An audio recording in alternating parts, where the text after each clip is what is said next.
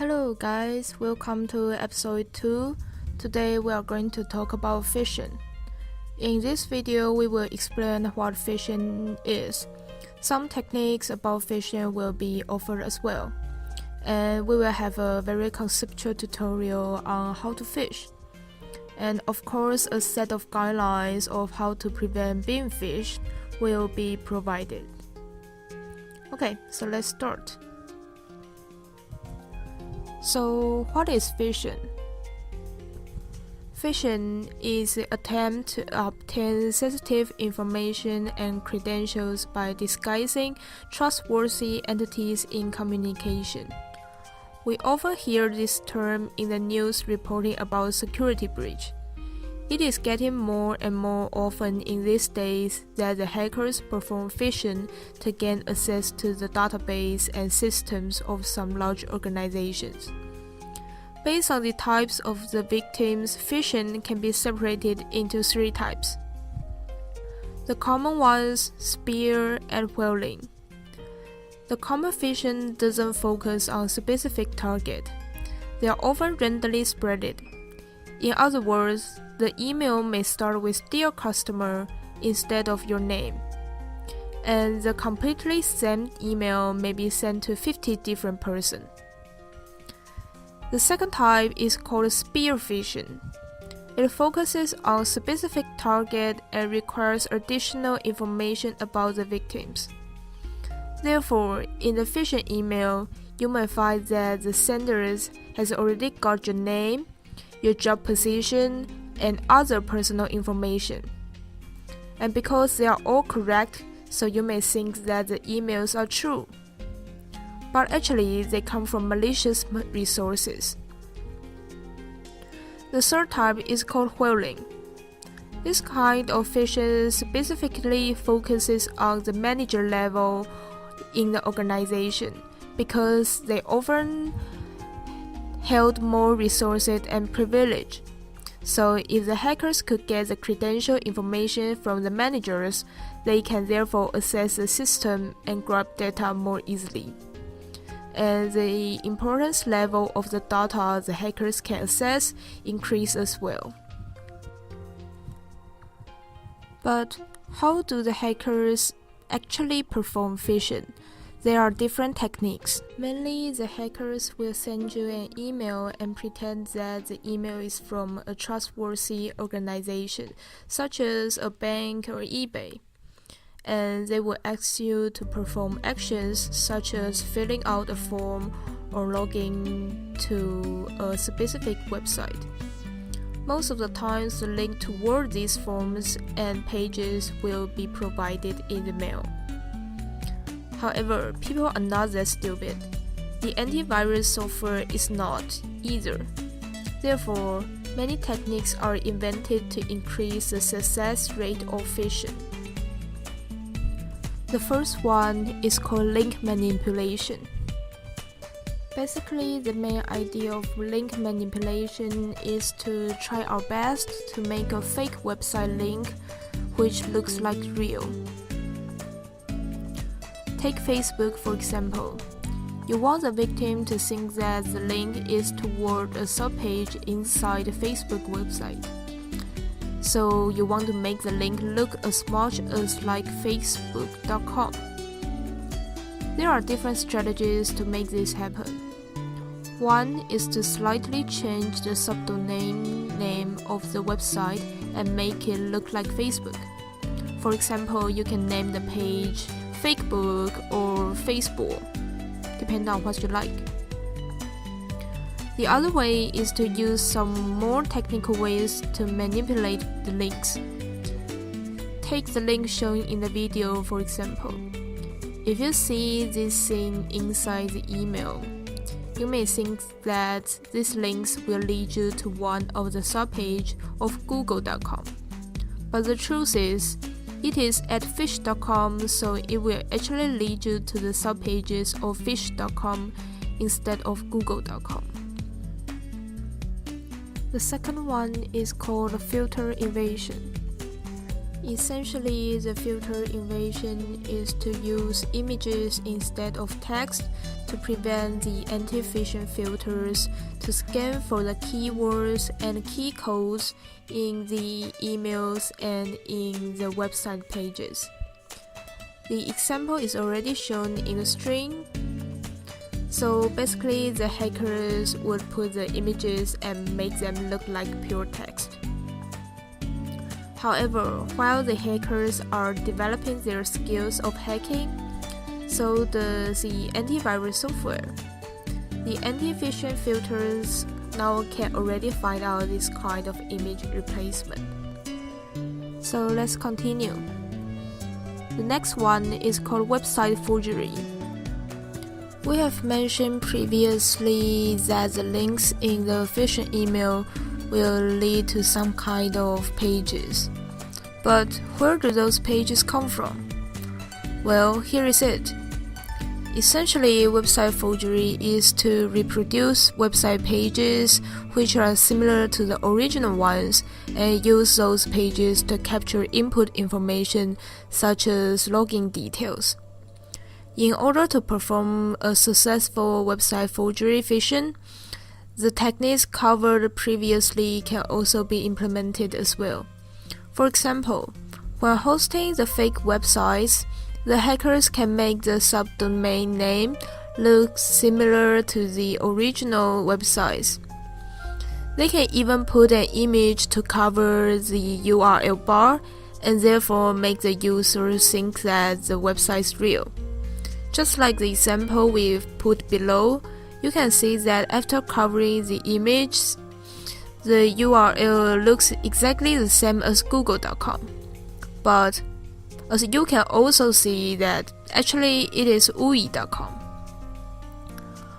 Oftentimes, this kind of fake websites are hosted by the hackers. However, sometimes they can use the flaws in the original websites and make the original server to host these fake pages, and the success rate of phishing is therefore increased. Exactly how to build up fake websites will be explained later. Pop-up windows is another issue you should be aware of when surfing on the internet. Normal phishing attempts are easier to notice because the malicious page's URL will usually be different from the real site links. However, for convert redirect, an attacker could use a real website by corrupting the site with a malicious login pop-up dialog box. For example, when you are viewing posts on Facebook and intentionally or unintentionally click on an external link, then you may see a pop-up window appears and asks you to use your Facebook account to log in. If you're not too sure what kind of website you are giving authorization to, then the best action is not to do so. Because this kind of pop-up dialogues may come from malicious resources, and your login details are therefore being captured. Another easy way to prevent this is to connect your account sparingly. You must fully understand what information has been shared among this connection between websites, if you still want to link your accounts altogether. And if there is an account which protects important information you don't want anybody else to know, then probably you should make it fully independent from other websites. Finally, phishing can also be performed by having phone calls. In phone phishing, website links has been replaced by a phone number which allows the victims to dial back. And when the victims call back, the attackers will require them to provide their personal details. Therefore, whenever you receive such calls or mails that ask you to go to some websites or to provide information, you really need to be very careful. And remember, check with the organization that the message is real.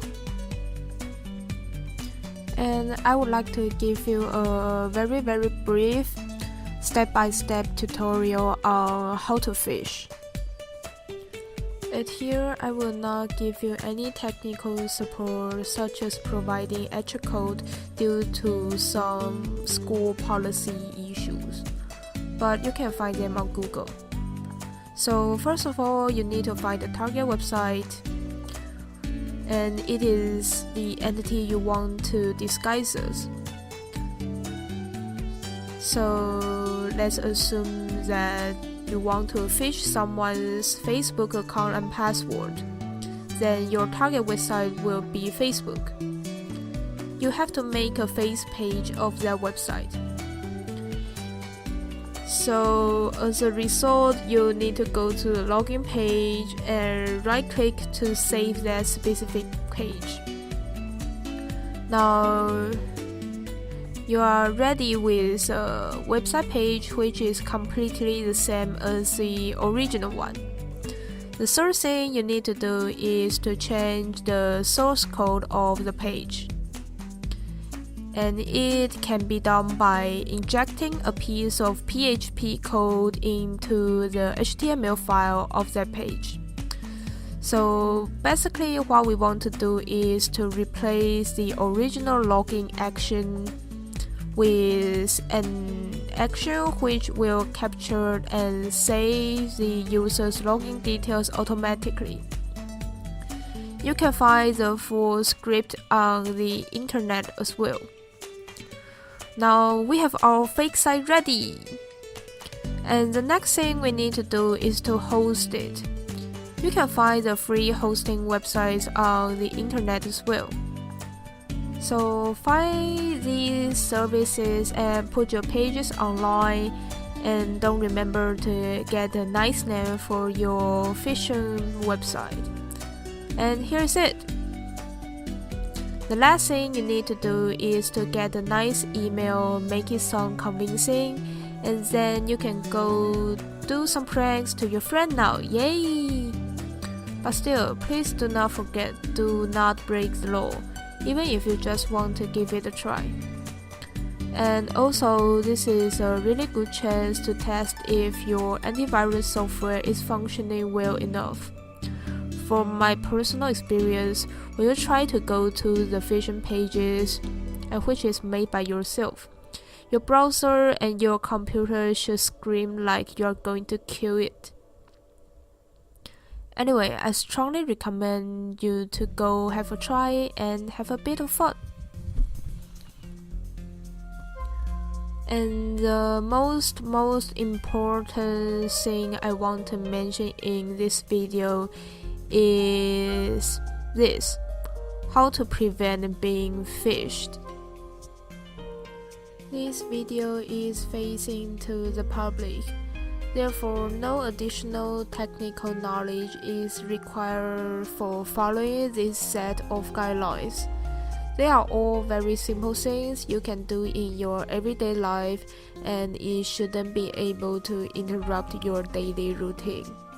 So first of all, please check your bank account activities and statement regularly. So if there's any weird things and unknown transfer or unknown payment, then you should go check it out and find what has happened.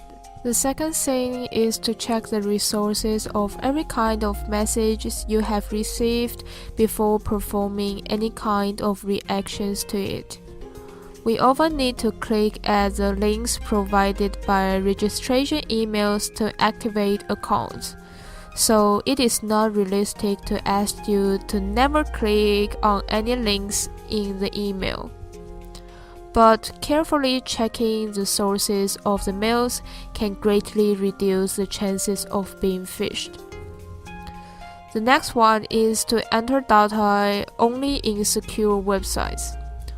When we say secure websites, we are talking about the sites which begin with HTTP, and at the beginning of the URL bar, there should be a closed log shown by your browser. Furthermore, you need to be aware of pop-up screens. Do not click or enter anything if you're not sure where it comes. And do not give any permissions or authorizations to websites if you're not sure what it would take away. What the most important thing is, always be suspicious. Every day there are chances that you might get hacked, be phished, and be attacked by hackers. The more attention you pay to it, the less risk you are undergoing. And finally, here is our conclusion. As you know, we can never eliminate the possibility of being phished or being hacked. But there are always strategies that helps to reduce the chance and help us to reduce the cost and risk of being attacked by others. So stay conscious. And here is the end of this video. Thanks everyone, and I hope I will see you soon in the next video.